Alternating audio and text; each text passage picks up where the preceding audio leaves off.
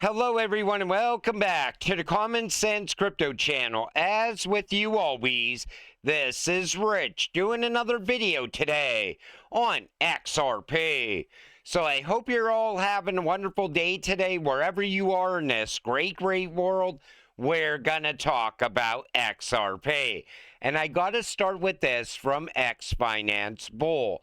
Japan's booming tourism industry is integrating with the XRP ledger via SBI Ripple plus Tobu Top Tours. Millions of visitors equals real utility, real volume, and real liquidity. This is what adoption looks like. XRP just got a demand shock. What I like about tourism, healthcare, real estate all coming to the XRP ledger, these are things that can grow year over year, meaning more and more value comes to the XRP ledger year over year. And then what happens? Your investment in XRP grows as well.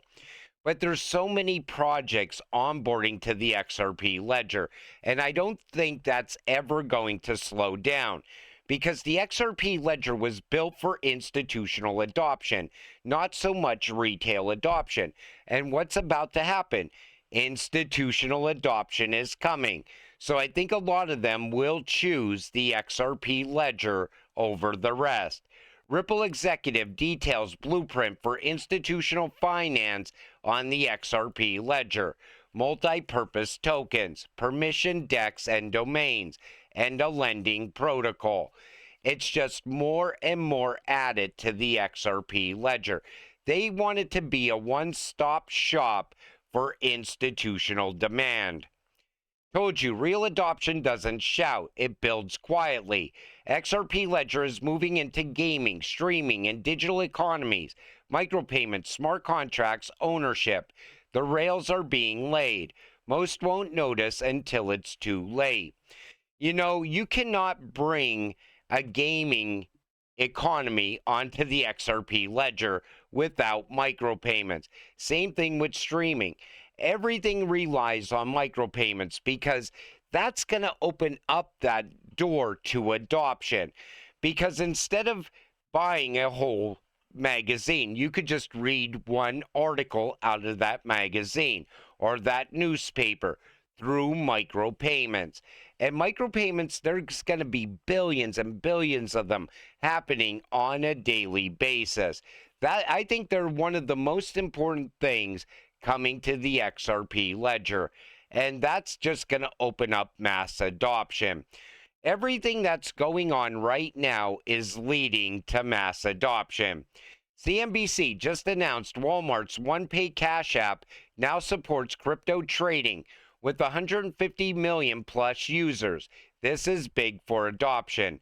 Take a listen. And just the ease of which, regular folks, people who, go to Walmart, there are 150 million Americans who use Walmart online or in person every week, can now actually have crypto in the very same app. They can buy it, they can hold it, they can store it, they can trade it if they want. And then when they want to go pay for something, they can, turn it into cash and like we said, go, OnePay is actually integrated into the checkouts of Walmart. So it is, I think, a milestone in that case, Carl. That's huge, because whenever you make something easy for people, people will use it. And 150 million plus users. I can't wait to see how many people onboard to crypto once crypto really starts to break out. I think the retail wave is still going to be very good. Everybody keeps saying people don't have money to invest in crypto. People are going to invest in whatever they can make money off of right now. And crypto is one of the places where people always find that next big thing. In other words, maybe they get into this space right before the massive breakout happens. And think about the returns they can make in crypto. You don't get this opportunity anywhere else. XRP and gold. Take a listen to this. So I think all currencies are going to have the problem of being an effective storehold of wealth. And that's why I think gold as a storehold of wealth. And then there's the question of what role does Bitcoin or other digital currencies play? But in any case, we're going to see non-fiat currencies we are seeing non-fiat currencies become more important as the storehold of wealth, money. And what I mean by money is it can go from one country to another in a non-political way, During such periods of conflict and these types of problems, even the closest allies don't trust the debt. They don't want to give credit to the other. And so that's why gold plays such an important role. So imagine they take gold and they back the country's currency by gold, whatever country it is.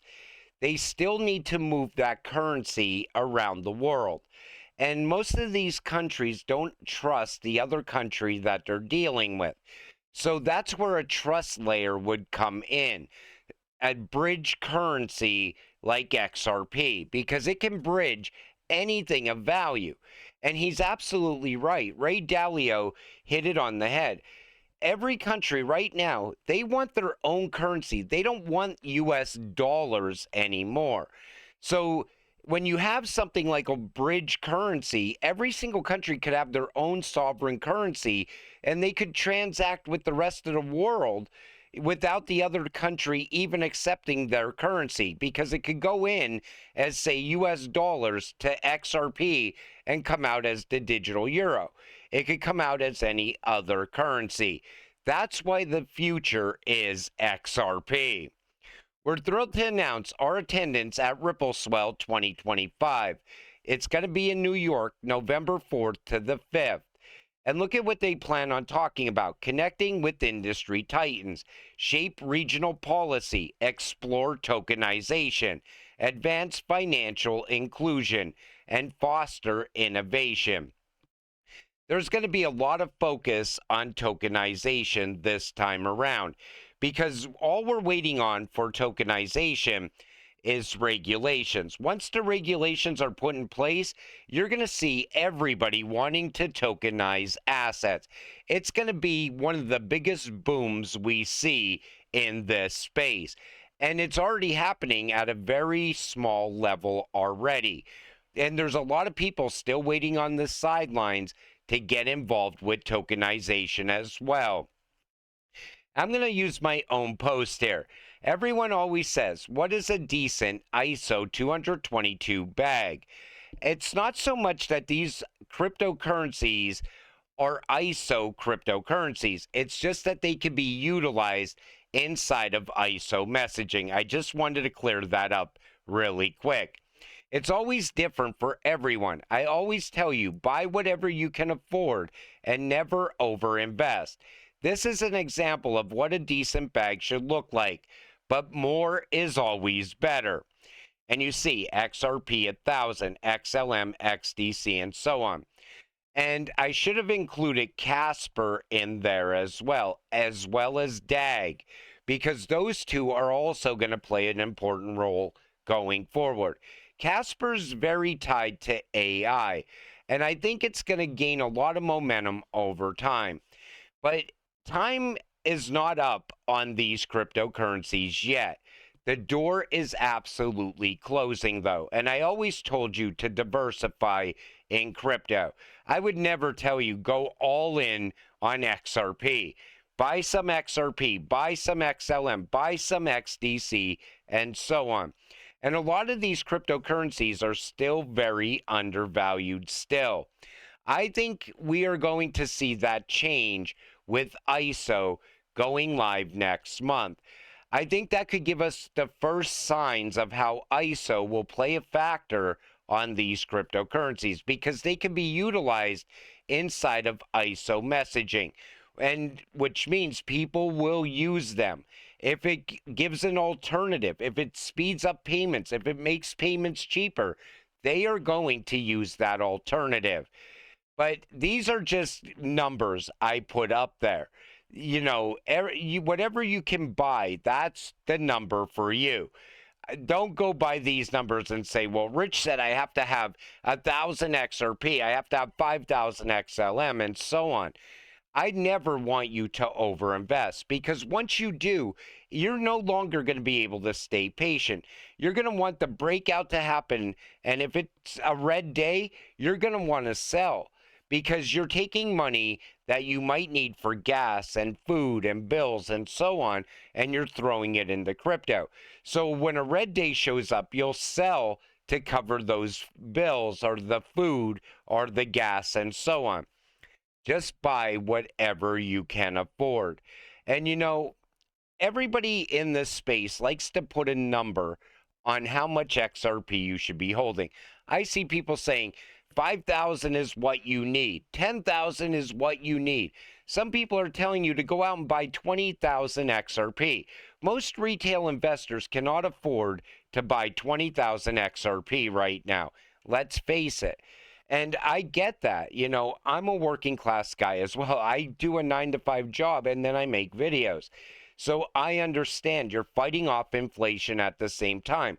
The US dollar keeps losing more and more value along the way.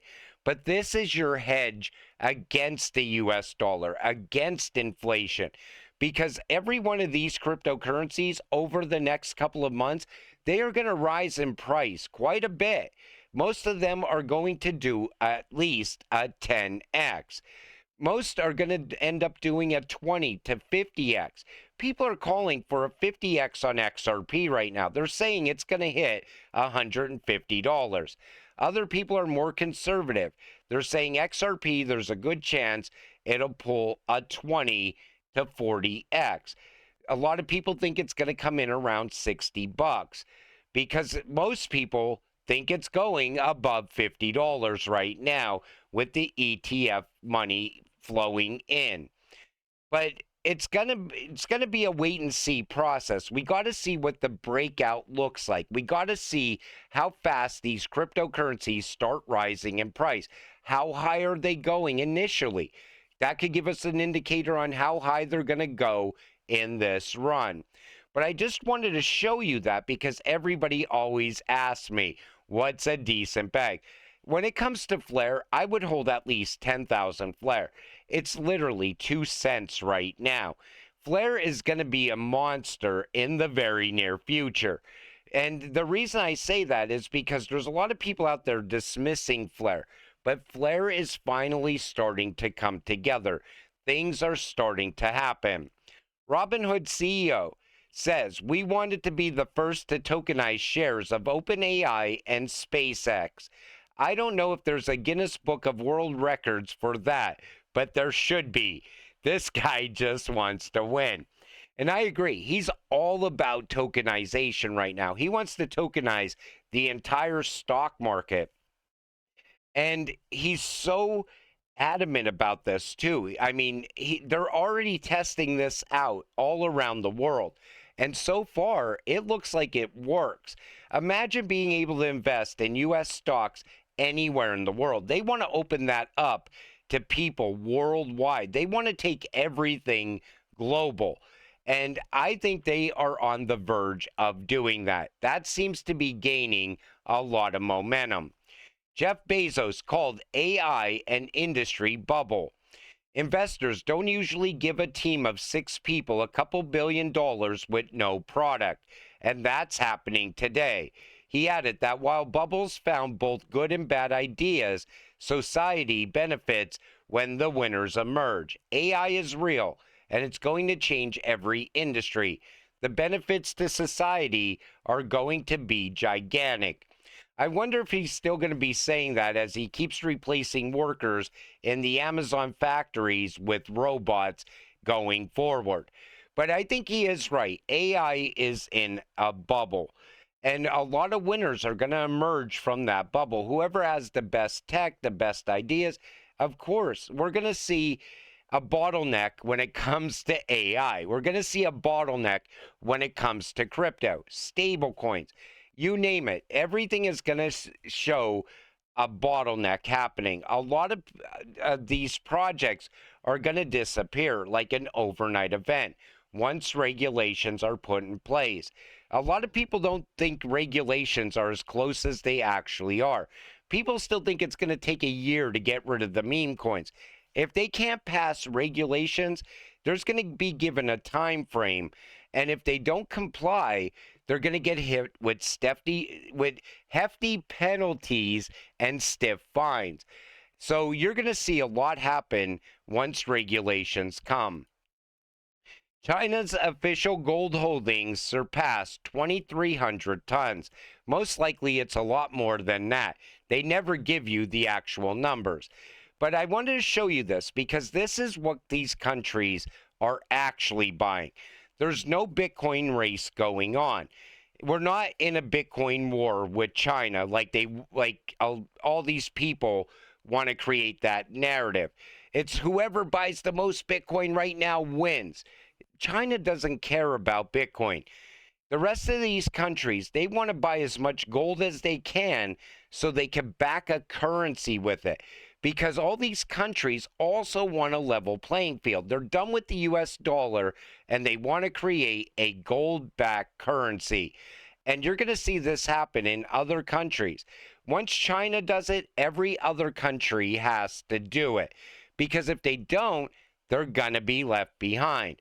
And there will come a day where XRP is moving these gold-backed currencies.